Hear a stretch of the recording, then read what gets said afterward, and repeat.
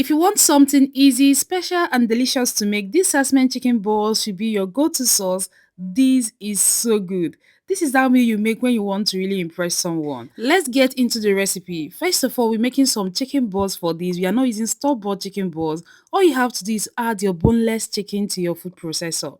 Follow with your ginger and garlic powder, chicken seasoning powder, thyme, adding some hot peppers, going with your onions, add your corn flour and one egg to help to bind this together. We are going to process these and transfer these into a bowl. This is what it should look like after blending these all together. To make the balls, just take a little portion, just mold it in your hand, and that is it. This is very easy to make. You don't need any special tool to make this. Just follow this process. Just take a little portion, mold it in your hands, and that is it. You don't need it to be very round. You just want a bowl like shape and you have it. Now into a frying pan, I'm just going to heat up some vegetable oil. I'll transfer these balls that we molded into this oil. You're going to allow this to cook on both sides. Just make sure to flip it over and you have your chicken balls ready. I will set this aside and will proceed now to make the sauce. To your pan, you're going to add about 1 tablespoon of butter. You can use unsalted or salted butter depending on what you have. After that, add in your sesame oil. Just drizzle some sesame oil and allow this to heat up. Now go in with your sesame seed. Remember, this is sesame chicken balls.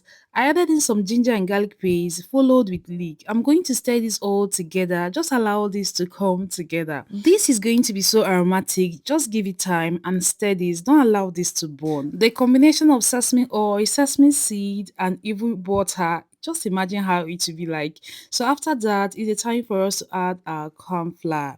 I'm making use of corn flour. If you have cornstarch, it will just do the same. So for this sauce, I'm using 1.5 tablespoons of corn flour. The amount of corn flour you are going to use depends on the size of the sauce you are making. You can see our pan is not really that big, so I'm just going to stir this all together. Allow the corn flour to really dissolve in this mixture. After that, we are going to add our soy sauce and oyster sauce to it.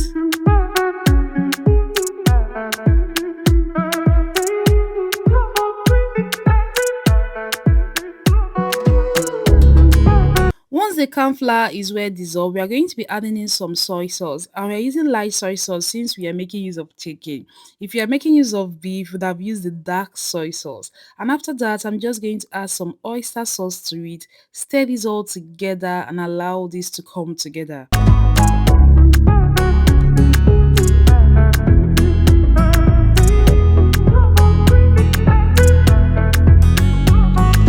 I know this is not the typical type of sauce that you make every time, but try this recipe out. You are going to be hooked. It is so tasty down to the last bite, and everyone that have a taste of this really wanted more. So after stirring this is a time for you to add water to mix this all together. This is the water that we're going to use to cook the sauce. While mixing these, it might look a little difficult to dissolve, but just keep stirring, it will come around, and once it gets to boil, it will properly dissolve very well. So all you have to do is to just keep stirring and it's going to dissolve very well. That's the mixture that we added. And in no time, you are going to have something like this. All you have to do now is to cover your pot and allow this to boil. You can as well add some hot peppers to this, but I didn't add it at this stage because I didn't want this food to be overly spicy. So after some minutes, this is what it looks like. The aroma is so good. And the sauce has already thickened up. This is time for us to add in veggies. I went in first with some carrots. This is the hot peppers. I just poked some hole into it so that it can give this a little bit of that kick of heat. So I added in some bell peppers. I'm just going to stir this all together. I use the red and the green bell peppers. Feel free to use all the colors available to you. The more, the merrier. So I'm just going to stir this all together. This is already looking good, but we are not done here. Remember the chicken balls that we made earlier? This is a time for you to just pour this into the sauce. Followed with onions. This is for onions lover. If you don't love onions, please don't add these. I'm just going to stir this all together. We are going to allow this for a few minutes into the sauce. You just want everything to come in together. See, the peppers, we don't want these to be too spicy, so I'm not adding the peppers directly. You're just going to give it a little bit of kick of heat when you are eating it. You know there is pepper, but it's not that peppery. That is what we are going for. Before I forget, I just want to ask, are you a member of this value tribe? Have you subscribed to my channel? Please just take a moment and hit the subscribe button below. I share recipes that once you recreate, everyone will sing your praises once they taste that. And after some seconds, this is what we have. It is ready. See, we didn't make use of salt or seasoning cubes in this because of the oyster sauce and the soy sauce we added. But at this stage, you can just test and adjust if need be. But if you're making the same quantity and you use everything I used here, you won't be needing any other seasoning or salt for this. What better pair than to pair this with some white rice? You can even enjoy this on its own. Honestly, it is so good. Just imagine the taste of that West Spice chicken balls that we made from scratch and this very tasty sauce to go with it. I just top this up with some sesame seed. You can't just serve this plain.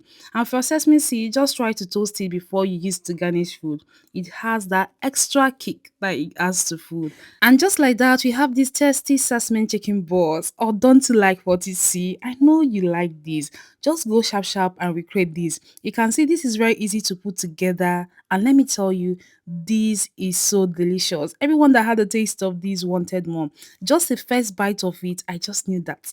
It's pure goodness in every bite. See, I didn't wait to call this camera. I just went into digging again and again and again. This is to tell you that you should just go make this and you will love it.